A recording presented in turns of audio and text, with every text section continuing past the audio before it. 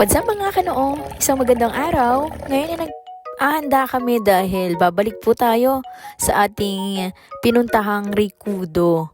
Dahil nga tumila na ang ulan ay parang sarap maligo sa dagat. At alam natin na mainit-init ang tubig kapag ganito ang panahon. Dali-dali nga lang kami nakapagluto dyan ng tortang puso ng saging at yung ating Mickey na pansit.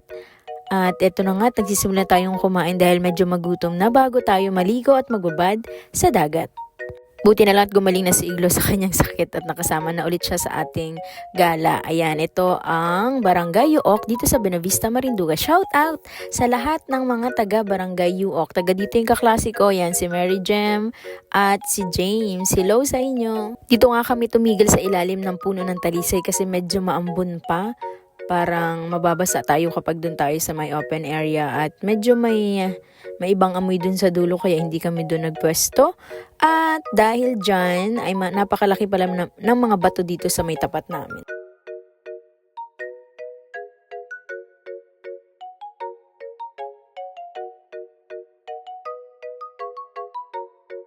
Maulan talaga kapag buwan ng Hunyo, kaya't ang gaganda ng dahon ng mga pananim natin. Berdeng-berde, masisigla ang mga halaman ngayon.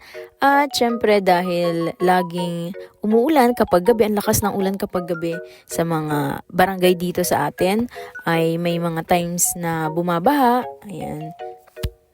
Ayan, at syempre, hindi mawawala ang pagligo sa dagat. Mainit at maligamgam ang tubig kapag ganito yung panahon. Napakalaki nga pala ng mga bato dito sa may tubig kaya medyo mahirap maglakad at iwas tayo sa mga talaba na nakakasugat. Pagkatapos ngayon kumain ay nagligo na kami, nagtampisaw sa tubig, babalik-balik kami dyan, ayan, laro. Meron kaming baong goggles na sinisilip namin yung ilalim, talagang napakalawak. Ang daming isda na iba't iba ang kulay, tapos medyo may malalim na part dun sa dulo, nakakatakot tingnan pero talagang mamamangha ka sa ganda ng ilalim ng dagat.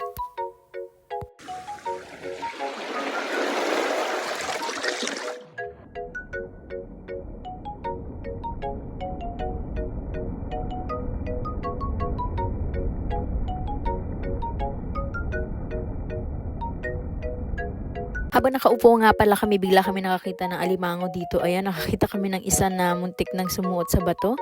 And syempre, hindi maiwasan naman ganitong pangyayari. Nasugatan po ang ating kasamang si Ate Mais. Napakudkod yung daliri niya dun sa talaba. Talagang matatalas ang mga talaba dito at dumugo yun ng konti. At sana ay hindi man malala. Pero maliit lang naman yung sugat, gagaling din naman yun agad. Papunta nga pala ako dito dun sa lugar na pinag-iwanan namin nung kinuha naming sihi. Marami ditong labi-labi, tamisan, taktakin. At meron din kaming naipong kaunting swaki. Inalis ko dun kasi baka matapakan natin habang nagsiswimming. Tinabi ko sila yan. Parang naka 7 ata kita dyan ng swaki o yung tarong ng ganyan na kinakain ang loob. Ipapakita ko nga pala sa inyo kung ano ang itsura ng loob niya. Nilalagyan lang yan ng suka tas kakainin yung mga nakadikit dun sa loob. Pero hindi ko pa ata na-try yan kainin. Hindi ko alam, nawiwirduhan pa ako. Saka na lang siguro kapag medyo ready na tayong tikman ang loob ng swaki na to. Ayan, trinay ko siyang buksan. Ganito ang itsura niya. May dilaw. Siguro yung dilaw na yun ang kinakain at medyo nakakatakot tingnan yung ibang part pa nito. May something black, may mata sa gitna. Swaki ang tawag dito sa amin. Ano kaya ang tawag niyan sa inyong lugar? Madilim na rin nga pala kami nakapag-pack up at pauwi na rin kami. Maraming salamat sa panonood.